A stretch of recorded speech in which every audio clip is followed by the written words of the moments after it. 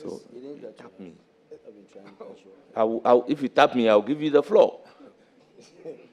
Chairman, this is your baptism of fire. I don't think that. Wait. Chairman, wait. Chairman, take it easy. If you want to be publicly subjecting your leader to rules, you know, when it comes to procedural jurisprudence, it's an area I don't run away from. So please, I beg of you, don't let us start from there. I know you said it on a lighter note, but because the public is following procedures, yes, I beg you, don't be saying that. Thank you. Honorable. Thank you. Congratulations, Honorable. Chairman, I want to plead with you to make sure that those with you, especially the ranking or the leadership, will indeed catch your eye, as you said, because some of the interjections will not be helpful. For example, the Honorable Afenyon Makin, when he was introducing himself, mentioned his full name without the new addition he has brought on the floor or signing. We are not, nobody jumped to ask whether he has abandoned that name. So frankly, well, whatever it is, you should have added it. It's officially added. So the point I'm making is that, please, if you want to make interjections, please, leave certain things that you know are not necessary. Chairman. So we can move and make progress. Chairman, the nominee is in the chair, please. Honourable members, the nominee is in the chairs. And I will proceed to take a question from the subject matter committee members. I am guided by the minority leader and the ranking member that the first person to start questioning is Koko Asante. By the rules, you are to ask 3 questions. And supplementary question will be subject to the discretion of the chair. Thank you, Mr. Chairman. Honorable nominee, congratulations. Thank you. I know you mean very well for the country, Ghanaians.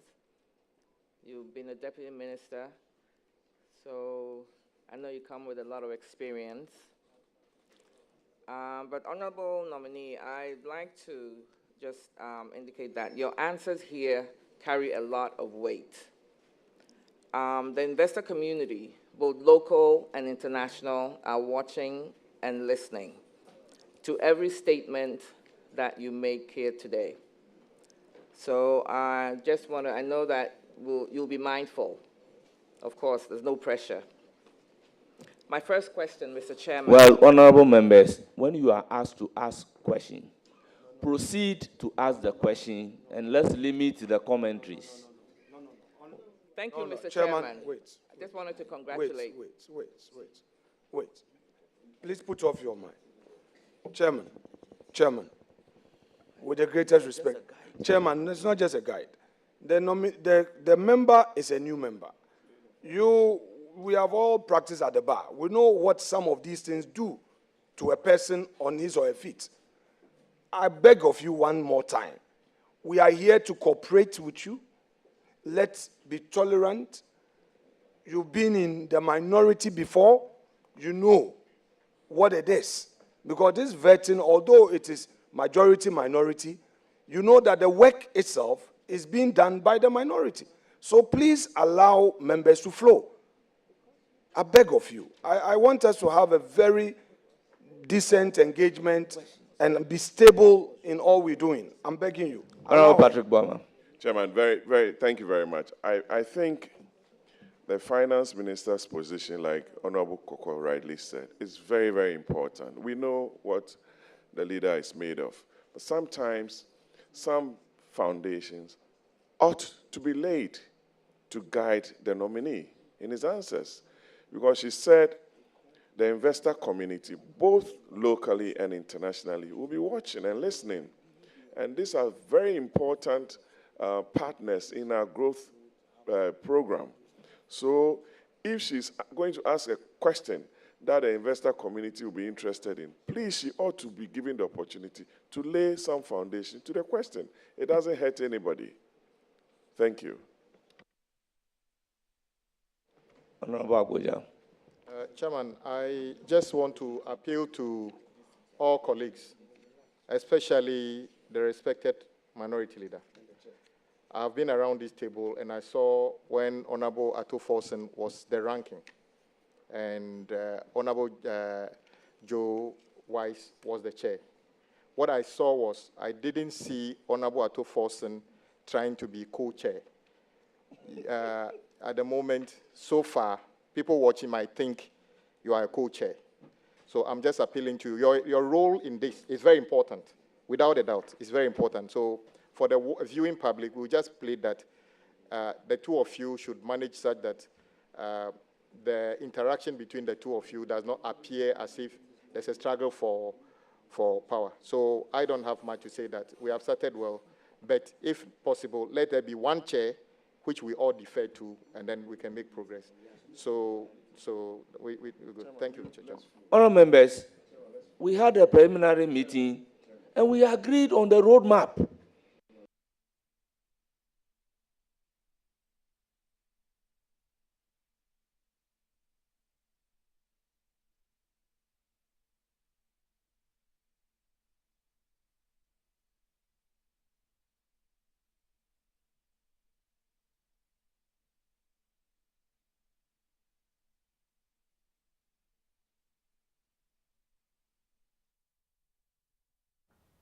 Well, thank you for your time this morning. Grateful, and it's always good to have you. This is Channel One Television.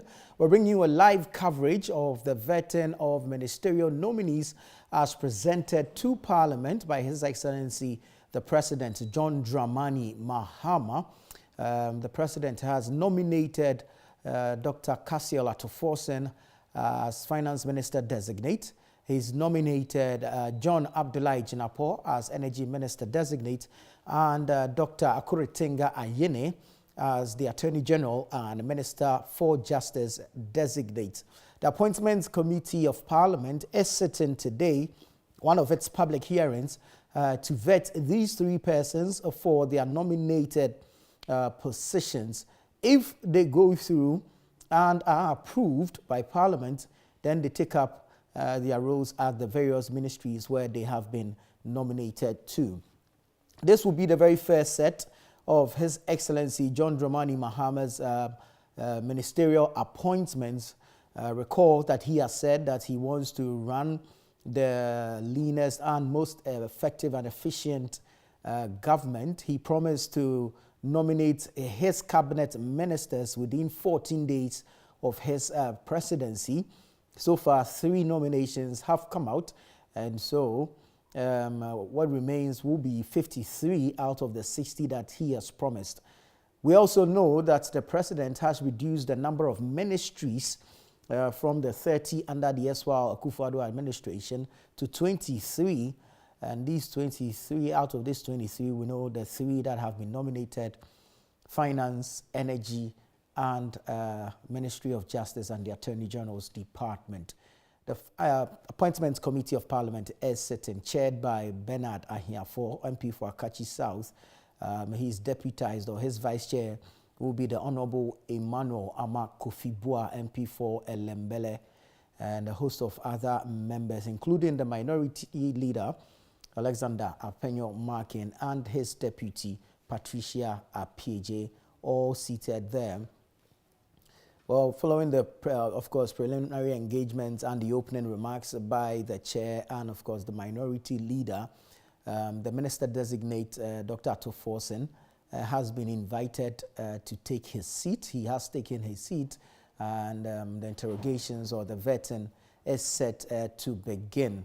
We saw an opportunity given to the Member of Parliament for Tiwa West, the Honorable Koko Asante, of course, whose attempt at asking the question was intervened by the chair, who's asking that questions should be straightforward. Three opportunities or 3 questions for each member, and the subsequent one at the discretion of the chair. And then leadership will have, I think, 4 questions each. And so we'll wait to see how that vetting will pan out. Dr. Cassiel Forson is the first to take his seat. We've seen other members also in there, mostly first-timers, first-time MPs in there. We've seen the likes of Samia Wuku, we've seen the likes of Charles Forson, and a host of others also at that committee sitting. Well, I mean, most of them undergoing their orientation as well. We'll be joining the feed pretty shortly to bring you proceedings from the appointments committee sitting, where the finance minister designated Dr. Akasielato Forson is sitting to be vetted by the committee. Let's cross over to Parliament. Ghana currently collects approximately 13.8% of GDP in terms of tax revenue, according to the latest data I've cited as part of the transition. It is obvious that we can do better. I've studied the Ghana economy for some time, and I can say without mentioning a word that Ghana has huge potential when it comes to tax revenue mobilization. You don't necessarily have to increase taxes before you rake in revenue. We have the handles. What we need to do is to improve compliance. I will work with the JRA, the tax policy unit of the Ministry of Finance, to ensure that we increase compliance and to raise the revenue as much as we can. Yes, in the medium term, it is my vision, when approved, to increase the revenue from 13.8, tax revenue from 13.8% of GDP to about 16 to 18%. That will be able to compare ourselves to our peers. I believe the potentials are out there. It doesn't necessarily mean we should increase taxes. Yes, we have obviously announced that we are going to scrap certain taxes. We'll stick to just that. But it doesn't also mean that we don't care about the revenue. We care about the revenue. And we will have to do more on revenue. But it doesn't necessarily mean we should increase taxes. Some of the taxes out there are not bringing in the revenue that it should. For example, the betting tax is bringing in less than 50 million Ghana cedis a year. It's a nuisance tax. Scrapping 50 million Ghana cedis will not mean anything in a way that will affect the economy if you are to adjust, particularly from the expenditure side. I mean, the noise with the betting tax and all does not comprehend the imposition of such a tax. And so I believe that scrapping such a tax will not necessarily affect the forward march of the Ghanaian economy. Thank you. Thank you very much. Your last question. Thank you, Mr. Chairman. Historically, there have been a lot of macroeconomic policy focus on inflation and exchange rates. Yet the AGI and others in the private sector still complain of high interest rates affecting their businesses. So what are you going to do, given a nod, differently? What are you going to do differently to ensure that our macroeconomic policies are more effective in lowering interest rates for the private sector? Thank you. Thank you. I think government has a key role to play in this, particularly the fiscal authorities. I say this because if the country is actively in the market, borrowing every week, I mean, if you look at the T-bill market today, every single week we roll over 111 billion Ghana cedis. And if you were to roll over 111 billion Ghana cedis week in, week out, the exchange rate, the interest rate will certainly go up. And you should also understand that interest rate sometimes is a function of inflation.